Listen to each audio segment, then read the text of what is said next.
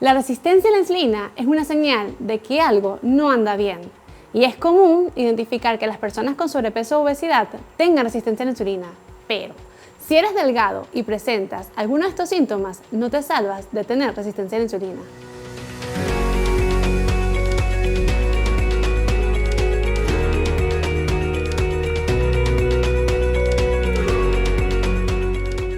Si acumulas grasa específicamente en la parte abdominal, esa barriguita que te molesta y que no se quita con nada. Si has notado que se te está cayendo el cabello, pero a su vez están saliendo vellos en zonas donde antes no salían. Notas que ciertas partes de tu cuerpo se han oscurecido, como por ejemplo el cuello, los nudillos y las axilas. También puedes ver que empiezan a salir lunares rojos o incluso ciertas verruguitas en todo tu pecho. Estos son síntomas de resistencia a la insulina. Aunque muchas veces estos síntomas se han relacionado con un problema estético, lo que realmente ocultan es que estás a un paso de tener diabetes tipo 2. Así que si quieres aprender a cómo revertir esta condición, aquí te dejo el paso a paso que puedes hacer a nivel nutricional. La insulina es un sensor nutricional. Su resistencia se manifiesta en aquellas personas en donde su alimentación está muy desbalanceada, alejada de su requerimiento. Por ende, se puede presentar tanto en personas con sobrepeso como en personas con normopeso. La insulina se libera cuando comemos carbohidratos, mucha proteína o en condiciones de estrés.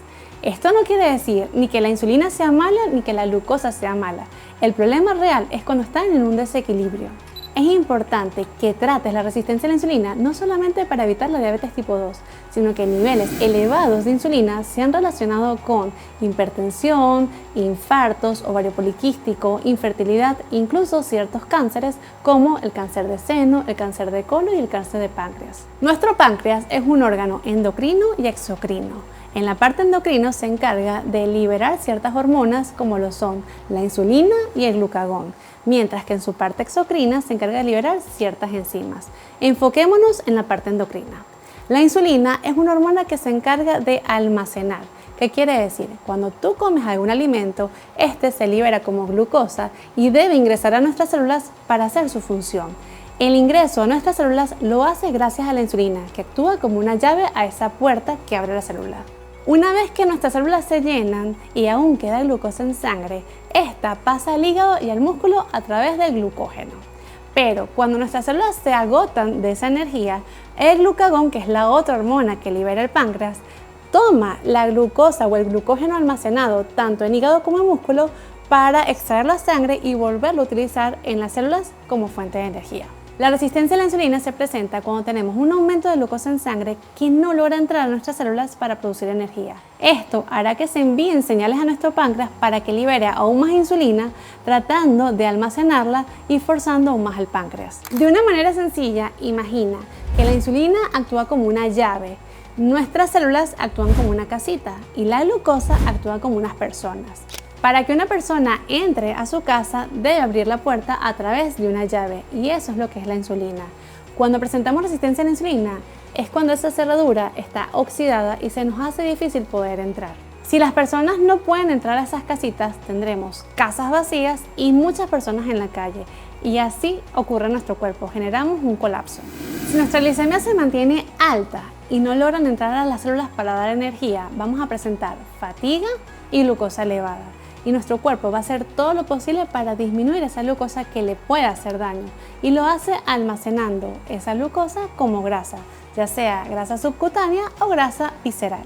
En este punto es muy fácil entrar en un círculo vicioso que mata tu metabolismo.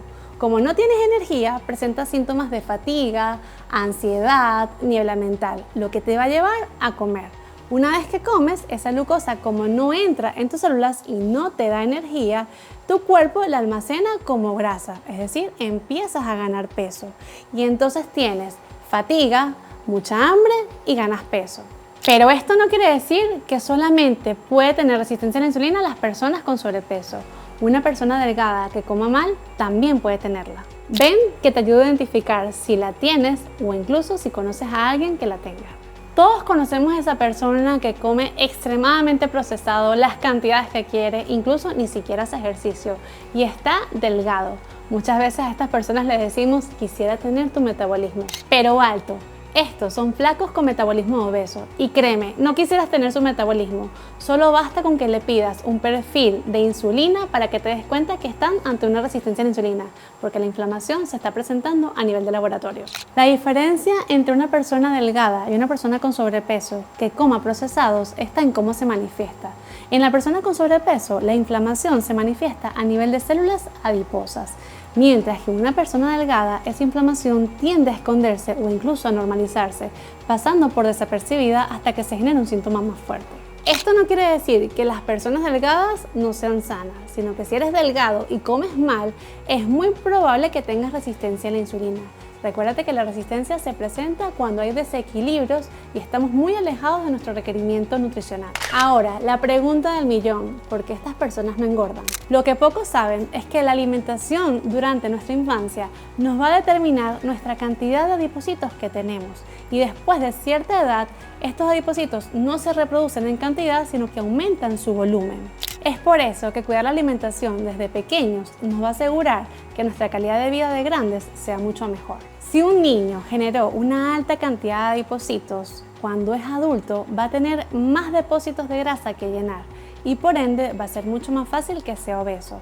Mientras que un niño que tenga buenos hábitos y coma sano va a tener menos cantidades de adipocitos y por ende en la vida adulta va a tener menos depósitos de grasa que aumentar de volumen. Así que cuando una persona delgada come mal y llena todas sus reservas de adipocitos, esta grasa que sobra debe ser almacenada en alguna parte y se va a los lugares donde menos queremos, que son los órganos. A esto se le denomina grasa visceral. Principalmente se acumula en hígado y en células musculares. Esta grasa libera sustancias proinflamatorias que van a bloquear la acción de la insulina. Otro factor determinante es que muchas personas delgadas que no hacen ejercicio tienen poca masa muscular y el músculo es el que se encarga de degradar la glucosa en más del 80%. Si estás comiendo mal y tienes mucha glucosa y tu músculo no lo está consumiendo, vas a obligar al páncreas a que libere más insulina, generando entonces resistencia a la insulina. Hasta aquí ya entendimos cómo funciona la insulina y su resistencia, pero ahora veamos cómo se manifiesta. Acantosis nigricans. Esta se presenta con manchas oscuras en cuello, axilas y entrepiernas. Acrocordones, verrugas en cuello y axilas. Este estudio vinculó la presencia de más de 3 acrocordones con alto riesgo de intolerancia a la glucosa. Fatiga extrema, especialmente después de comer carbohidratos. Acné hormonal persistente en la edad adulta. Grasa abdominal localizada. Estas personas que son flacas en sus extremidades, pero que almacenan exclusivamente grasa a nivel abdominal. Puntos rubí o lunares rojos, conocidos como angiomas seniles. Alopecia con hirsutismo, es decir, pierdes cabello y te sale exceso vello en zonas no deseadas. En las mujeres, la insulina estimula los ovarios para producir la testosterona y por ende se le cae el cabello y les empieza a salir vellos tanto en barbilla como en cuello. Si hasta ahora te identificaste con alguno de estos síntomas y sospechas que tienes resistencia a la insulina, te recomiendo hacerte estos exámenes. La glucosa es bueno medirla, pero muchas veces esta puede estar normal con una insulina extremadamente elevada, así que mídelas acompañadas. Pídele a tu laboratorio el índice OMAIR y si no te lo puede dar, aquí te dejo la fórmula. Multiplica glucosa por insulina basal entre 450. Si el resultado es menor a 2.5, no tenemos resistencia a la insulina. Si es mayor, sospecha de una resistencia a la insulina. También es importante la hemoglobina glicosilada, que es el resumen de cómo ha estado tu azúcar durante los últimos 3 meses. Curva de tolerancia oral a la glucosa y también de la insulina y el perfil lipídico. Y si cuentas con una nutricionista de confianza, pídele que te haga tu antropometría para evaluar cómo está tu porcentaje de grasa y tu masa muscular. Y llegó el momento que estabas esperando. Te voy a revelar el paso a paso para que logres revertir tu resistencia a la insulina. Recuerda, debemos hacer que el páncreas deje de sobretrabajar. En primer lugar, equilibre tu alimentación. En este punto, el orden de los factores sí altera el producto. Un estudio publicado en la Universidad de Cornell demostró que si cambias el orden en el que comes, comienzas por fibra, ensaladas, proteínas y culminas con carbohidratos, reduces el pico de insulina hasta un 70%. En segundo lugar, si vas a comer carbohidratos, prefiere siempre que sea en la segunda comida y nunca lo consumas recién cocinados. Conviértelos en almidón resistente, solamente refrigerándolo por al menos 4 horas y posteriormente recalentando para comerlo. Además, si incluyes una cucharadita de vinagre de sidra de manzana en un vaso de agua antes de cada comida, el ácido acético va a mejorar tu sensibilidad a la insulina. Si vas a cocinar con grasa, prefiere la más estable, la mantequilla ghee, el aceite de coco, el aceite de oliva. Los aceites en base a semillas, como el aceite de girasol, el aceite de soya, el aceite de maíz, son proinflamatorios y dañan tus receptores de insulina, justo lo que queremos mejorar. Y una herramienta poderosa que hace que tu insulina baje a sus niveles basales es la dieta cetogénica combinada con ayuno intermitente, siempre que sea guiada. Ahora hablemos de los suplementos. Por una parte, no hay estudios que demuestran que reviertan la resistencia a la insulina, pero sí que potencian lo que estás haciendo a través de la alimentación. Y estos son los siguientes. Berberina. Múltiples estudios demuestran que esta es la metformina natural, aumenta la sensibilidad a la insulina y reduce la producción de glucosa en el hígado. Magnesio, tanto en su versión de citrato como en glicinato. Y el 80% de las personas que sufren de resistencia a la insulina tienen deficiencia de magnesio, y este es esencial para los receptores de la insulina.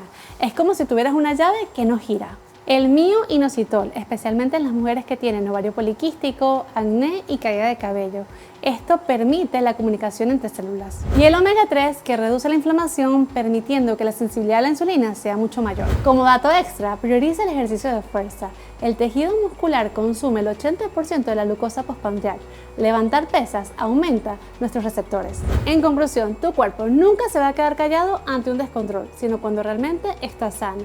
La resistencia a la insulina es lo primero que tienes que atacar si quieres prevenir una de las mayores enfermedades del siglo XXI, que es la diabetes. Y aunque muchos creen que esta condición es netamente genética, científicamente se ha comprobado que su desarrollo tiene que ver con lo que comes y con lo que haces a diario, es decir, con tus hábitos. Soy Milena Randisi, inmunonutricionista, educadora en diabetes y con más de 10 años de experiencia. Y si te ha gustado este video, no te olvides suscribirte, activar la campanita y recuerda, tu salud es tu responsabilidad. Depende de ti si mejoras o no.